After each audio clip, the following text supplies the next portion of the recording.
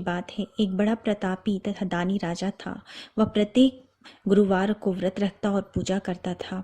यह उसकी रानी को अच्छा नहीं लगता था। ना ही वो व्रत रखती और न ही किसी को एक पैसा दान देती। राजा को भी ऐसा करने से मना करती थी। एक समय की बात है कि राजा शिकार खेलने के लिए वन में चले गए। घर पर रानी और दासी अकेली थी। उस समय गुरु बृहस्पति साधु का रूप धारण कर राजा के दरवाजे पे भिक्षा मांगने आए। साधु ने रानी से भिक्षा मांगी तो वह कहने लगी, हे साधु महाराज, मैं इस दान और पुण्य से तंग आ चुकी हूँ। आप कोई ऐसा उपाय बताइए जिससे ये सारा धन नष्ट हो जाए और मैं आराम से रह सकूं। साधु रूपी बृहस्पति देव ने कहा, हे देवी, तुम बड़ी विचित्र हो। संतान और धन के लिए भी कोई दुखी होता है। अगर तुम्हारे पास धन अधिक है तो उसे शुभ कार्यों में लगाओ जिससे तुम्हारे दोनों लोग सुधरें।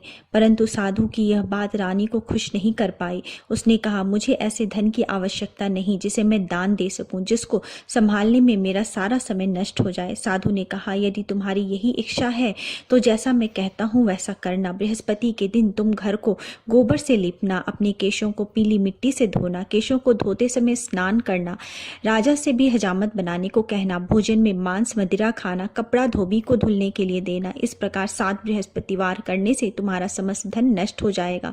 इतना कहकर साधु बने बृहस्पति देव अंतर्ध्यान हो गए। साधु के कहे अनुसार करते हुए अभी रानी को 3 ही बृहस्पतिवार बीते थे कि उसकी समस्त संपत्ति नष्ट हो गई। भोजन के लिए परिवार तरसने लगा। एक दिन राजा रानी से बोले, हे रानी, तुम यहीं रहो, मैं दूसरे देश को जाता हूँ, क्योंकि यहाँ मुझे सभी जानते हैं, इसलिए मैं कोई छोटा काम नहीं कर सकता। ऐसा कहकर राजा परदेश चला गया। वहां वह जंगल से लकड़ी काट कर लाता और शहर में बेचता। इस तरह वह अपना जीवन व्यतीत करने लगा। इधर राजा के बिना रानी और दासी दुखी रहने लगी। एक समय जब रानी और दासी को 7 दिनों तक बिना भोजन के रहना पड़ा, तब रानी ने अपनी दासी से कहा, हे दासी, पास ही के नगर में मेरी बहन रहती है, वह बड़ी धनवान है, तो उसके पास जा और कुछ खाने को ले आ, जिससे हमारा थोड़े दिन तक गुजर बसर हो सके। दासी रानी के बहन के पास गई। उस दिन बृहस्पतिवार था। रानी की बहन उस समय बृहस्पतिवार की कथा सुन रही थी। दासी ने रानी की बहन को अपनी रानी का संदेश दिया, लेकिन रानी की बहन ने उससे कोई उत्तर नहीं दिया। जब रानी की बहन से कोई उत्तर नहीं मिला तो वह बहुत दुखी हुई। उसे क्रोध भी आया। दासी ने वापस आकर रानी को सारी बात सुना डाली। सुनकर रानी ने अपने भाग्य को कोसा। उधर रानी की बहन ने सोचा कि मेरी बहन की दासी आई थी, परंतु मैं उसे कोई उत्तर नहीं दे पाई, उससे वह बहुत दुखी हुई होगी। कथा सुनकर और पूजा समाप्त कर वह अपनी बहन के घर गई और कहने लगी, हे बहन, मैं बृहस्पतिवार का व्रत कर रही थी। तुम्हारी दासी गई थी, परंतु जब तक कथा सुनते हैं तब तक न उठते हैं और न ही बोलते हैं, इसलिए मैं नहीं बोली। कहो दासी क्यों गई थी? रानी बोली, बहन, हमारे घर अनाज नहीं था। ऐसा कहते कहते रानी की आंखें भर आई। उसने दासी समेत भूखे रहने की बात भी अपनी बहन को विस्तार पूर्वक कह सुनाई। रानी की बहन बोली, बहन देखो, बृहस्पति देव भगवान सबकी मनोकामना पूर्ण करते हैं। देखो, शायद तुम्हारे घर में अनाज रखा हो। यह सुनकर दासी घर के अंदर गई तो वहां उसे एक घड़ा अनाज से भरा हुआ मिला।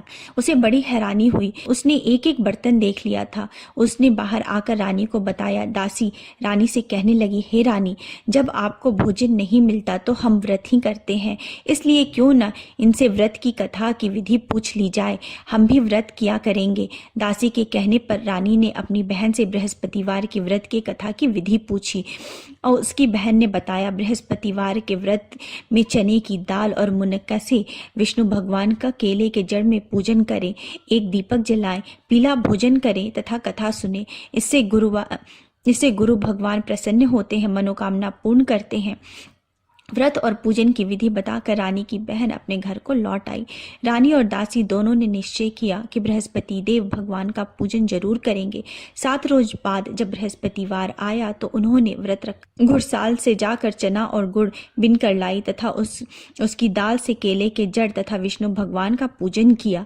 अब पीला भोजन कहाँ से आए? दोनों बड़ी दुखी हुई, परंतु उन्होंने व्रत किया था, इसलिए बृहस्पति देव भगवान प्रसन्न थे। एक साधारण व्यक्ति के रूप में वे 2 थाल में सुंदर पीला भोजन लेकर आए और दासी को देकर बोले, हे दासी, यह भोजन तुम्हारे लिए और तुम्हारी रानी के लिए है, इससे तुम दोनों ग्रहण करना।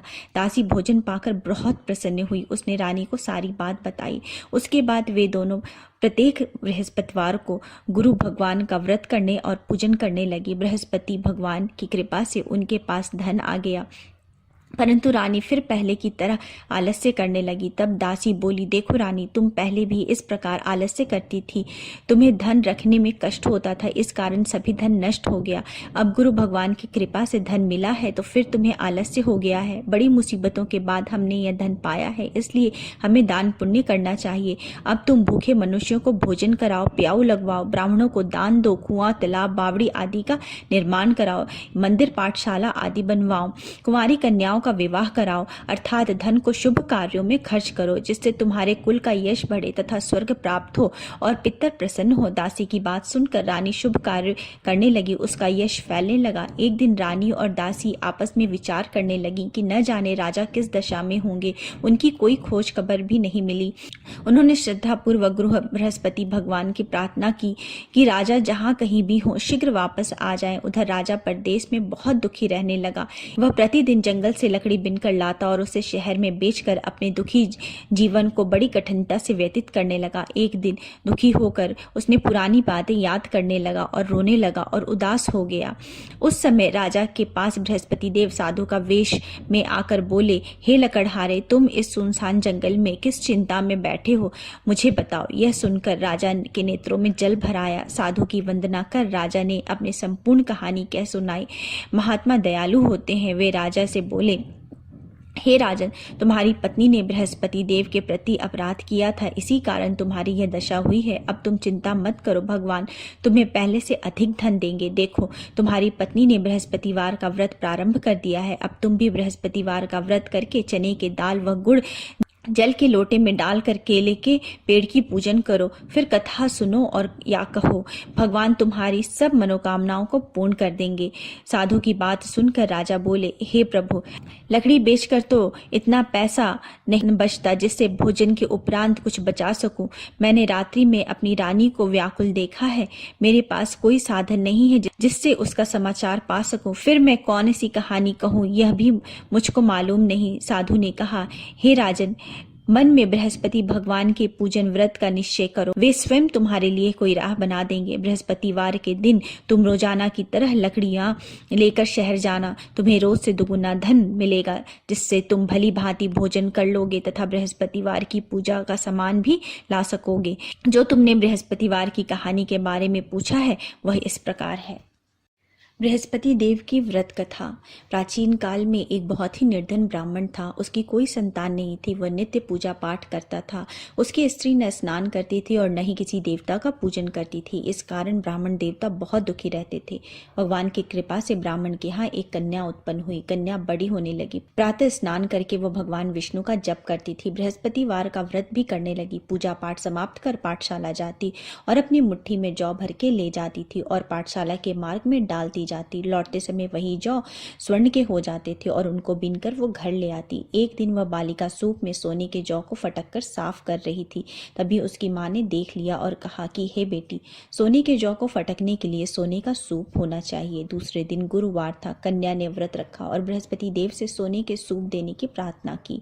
बृहस्पति देव ने उसकी प्रार्थना स्वीकार कर ली। रोजाना की तरह वह कन्या जौ फैलाती हुई पाठशाला चली गई। पाठशाला से लौटते वक्त जब वह जौ बिन रही थी तो बृहस्पति देव की कृपा से उसे सोने का सूप मिला। उसे वह घर ले आई और उससे जौ साफ करने लगी, परंतु उसकी माँ का वही ढंग रहा। एक दिन की बात है, कन्या सोने के सूप में जौ साफ कर रही थी। उस समय उस नगर का राजकुमार वहां से निकला। कन्या के रूप और कार्य को देखकर वह उस पर मोहित हो गया। राजमहल में आकर वह भोजन तथा जल त्याग कर उदास होकर लेट गया। राजा को जब राजकुमार द्वारा अन्य जल त्यागने का समाचार ज्ञात हुआ तो वे मंत्रियों के साथ अपने पुत्र के पास आ पहुंचे और कारण पूछने लगे।